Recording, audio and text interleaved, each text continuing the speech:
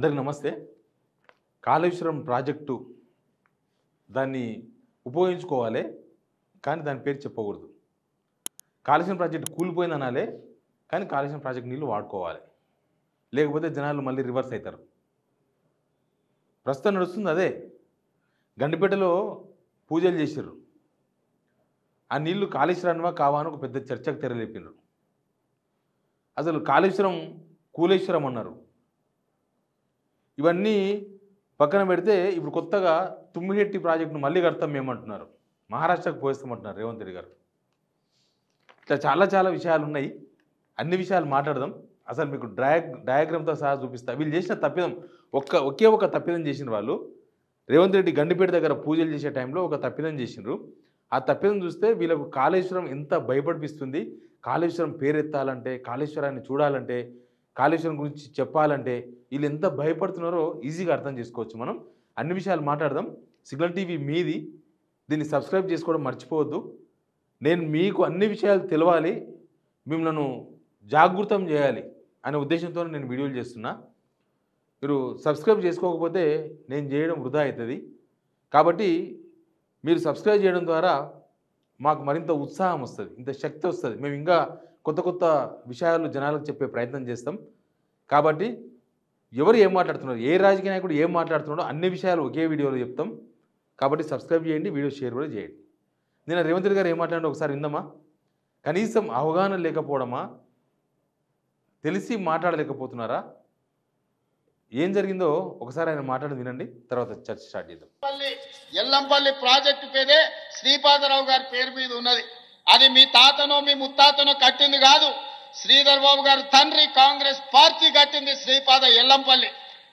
ఇవాళ గోదావరి నదీ జలాలు నగరానికి వస్తున్నాయనంటే శ్రీపాద ఎల్లంపల్లె మూలం.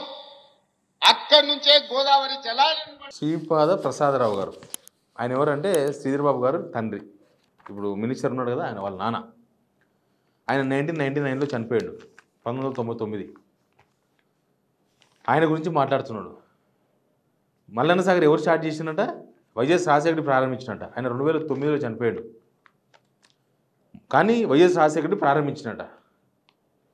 నయ్యం ఇంకా హైదరాబాద్కు ముగ్గు పోసింది ఇందిరాగాంధీ, లేకపోతే ఇక్కడ అసెంబ్లీ కట్టింది రాజీవ్ గాంధీ, అక్కడ చార్మినార్ కట్టింది సోనియా గాంధీ అని చెప్పలేదు.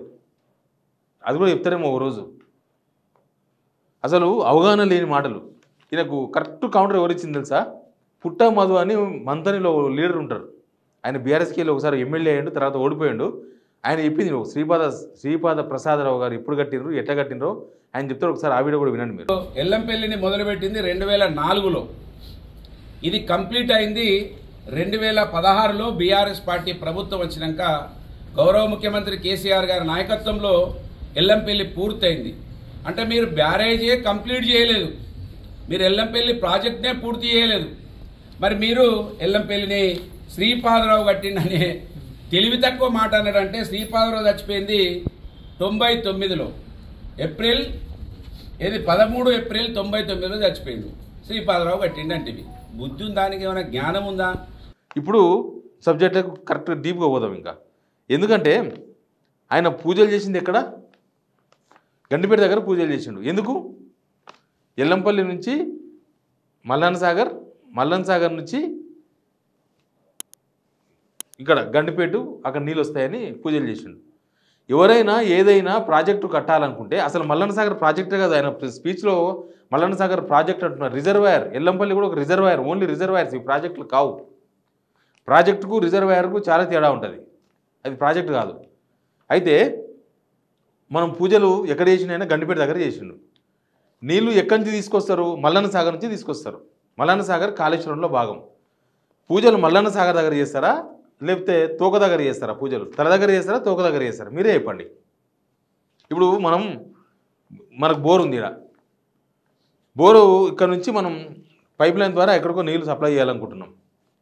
పూజలు ఎక్కడ చేస్తాం మనం? ఇక్కడ బోర్ దగ్గర చేస్తామా? పని స్టార్ట్ అయ్యాక చేస్తామా, లేకపోతే ఎక్కడ అయిపోతుందో తెలియకుండా అక్కడే చేస్తామా? రేవంత్ రెడ్డి అక్కడనే బోర్ల బుక్కలు పడ్డాడు. ఆయన పూజలు మల్లన్న సాగర్ దగ్గర చేయాలి. మల్లన్న సాగర్ నుంచి నీళ్ళు తీసుకొస్తామని వాళ్ళే కదా పేపర్ యాడ్లో ఇచ్చుకున్నారు, మొత్తం చెప్పుకున్నారు, అన్నీ చెప్పుకున్నారు అన్నీ చేసిరు కదా. మరి మల్లన్న సాగర్ దగ్గర పూజలు చేయాల్సింది గండిపేట దగ్గర ఎందుకు చేసిండంటే అది తెలియక కాదు, అంత తెలిసే చేసిండు. మల్లన్న సాగర్ 50 TMCల రిజర్వాయర్, పెద్ద రిజర్వాయర్. అది పెట్టినప్పుడు చాలా కిరికిరీలు అయినాయి. అసలు వైఎస్ రాజశేఖర్ ప్రారంభించి అంటాడు కదా, మల్లన్న సాగర్ కట్టేటప్పుడు ఇదే రేవంత్ రెడ్డి పోయి నేను దీక్ష చేస్తా, ధర్నా చేస్తా అని చెప్పి హడావిడి చేసిండు. మరి ఆయన కాంగ్రెస్ PCC ప్రెసిడెంట్ అయిన తర్వాత కూడా మల్లన్న సాగర్ వ్యతిరేకించిండు. అంటే వైఎస్ రాజశేఖర్ ప్రారంభించిందా నేను వ్యతిరేకించిండా? మల్లన్న సాగర్ కోసం పెద్ద గొడవనే అయింది కదా, భూసేకరణ గొడవ అయింది, అన్ని రకాల గొడవలు అయినాయి అక్కడ మల్లన్న సాగర్ కోసం. 50 TMCల రిజర్వాయర్ ఎందుకు అని చెప్పి మన కోనరామ్ సార్ అక్కడ భూకంపం జోన్ అది ఎందుకు కడతారని చెప్పేసి ఆయన కూడా మాట్లాడింది కదా. మరి వైఎస్ రాజశేఖర్ నువ్వు మాట్లాడలేదే, అక్కడనే బొర్రబొక్కల పడ్డాడు. పూజలు ఇక్కడ చేసింది ఎందుకంటే ఆడ ఇంట్లో పూజలు చేస్తే మీడియా అంతా ఆడికి వస్తుంది, మొత్తం ఒక పెద్ద సముద్రంలాగా కనిపిస్తుంది మల్లన్న సాగర్. ఇప్పుడు ఒక పెద్ద సముద్రంలాగా కనిపిస్తుంది, ఇక అందరు ఫోటోలు దిగుతారు, అంతా వీడియోలు తీస్తారు, ఇంకా మల్లన్న సాగర్ అని ఒక పెద్ద చర్చ స్టార్ట్ అవుతుంది. కాబట్టి పూజలు గండిపేట దగ్గర చేసిండు. అక్కడనే తప్పు చేసిండు రేవంత్ రెడ్డి గారు. అక్కడ చేయాలి గండిపేట, మీరు నీళ్ళు అక్కడి నుంచి తీసుకొస్తారు కదా, అక్కడనే చేయాలి కదా. ఇప్పుడు మల్లన్న సాగర్ ఎక్కడి నుంచి వచ్చింది, కొండపోచమ్మ ఎక్కడి నుంచి వచ్చింది, ఇప్పుడు కాళేశ్వరం మీరు 1,00,000 కోట్లు గోదావరిలో పోయినాయి అంటారు కదా. ఇప్పుడు ఆ 1,00,000 కోట్ల గోదావరిలో 90% అంతా ఫంక్షనింగ్లో ఉంది, 90% ఉపయోగించుకుంటున్నారు మంచిగా. ఆ కాలువలు, సొరంగాలు, పంప్ హౌజులు, రిజర్వాయర్లు మొత్తం ఉపయోగపడుతున్నాయి. ఆ పైన ఉన్న 10%, ఆ 3 బ్యారేజీలు అన్నారం, సుందిల్ల, మేడిగడ్డ, దానిలో అన్నారం, సుందిల్ల మంచిగానే ఉన్నాయి. మళ్ళా మేడిగడ్డలో 2 పిల్లర్లు కుంగినాయి, ఆ 10%లో 1% కుంగినాయి. అది బాగు చేయించలేక అవస్థలు పడి లాస్ట్కి పేరు కూడా చెప్పడానికి భయపడుతున్నారు. నీళ్ళు తీసుకొస్తారంట, మంచిదే తీసుకురావాలి హైదరాబాద్కి. మల్లన్న సాగర్కి వెళ్ళి తీసుకొస్తారంట, మంచిదే. మల్లన్న సాగర్ జనాల డబ్బులతో కట్టిందే, అది కేసీఆర్ ఇళ్ళకి వెళ్ళి కట్టలేదు, ఎవరి ఇళ్ళకి వెళ్ళి కట్టలేదు, మన ట్యాక్సులతో కట్టిర్రు కాబట్టి ఇది మనది, తెలంగాణది అది. కానీ మల్లన్న సాగర్ చెప్తే భయపడుతుర్రు ఎందుకు? మల్లన్న సాగర్ పేరు పలకనికి భయపడుతుర్రు ఎందుకు భయపడుతున్నారు అంటే కాళేశ్వరం కూలిపోయిందని ప్రచారం చేస్తున్నారు కదా, అది అబద్ధం అని తేలిపోతుంది. కాళేశ్వరం కూలేశ్వరం అని అంటున్నారు కదా, మరి కూలేశ్వరం అయితే ఈ నీళ్ళు ఎక్కడి నుంచి వస్తున్నాయి, ఈ మల్లన్న సాగర్ ఎక్కడిదని అడుగుతారు కాబట్టి పలకలేకపోతున్నారు. ఇంకా కొత్త ప్రపోజల్ ఏంటంటే ఇంకా ఇవన్నీ ఉన్నాయి. అసలు వాళ్ళ తుమ్మిడిహెట్టి, ఇప్పుడు కొత్తగా తుమ్మిడిహెట్టి అంటే ప్రాణహిత చెవుల స్టార్టింగ్, అక్కడ నుంచి మేము ఎట్లయినా సరే మేము హామీ ఇచ్చినాం కాబట్టి అక్కడ మేము ప్రాజెక్ట్ కడతామంటున్నారు.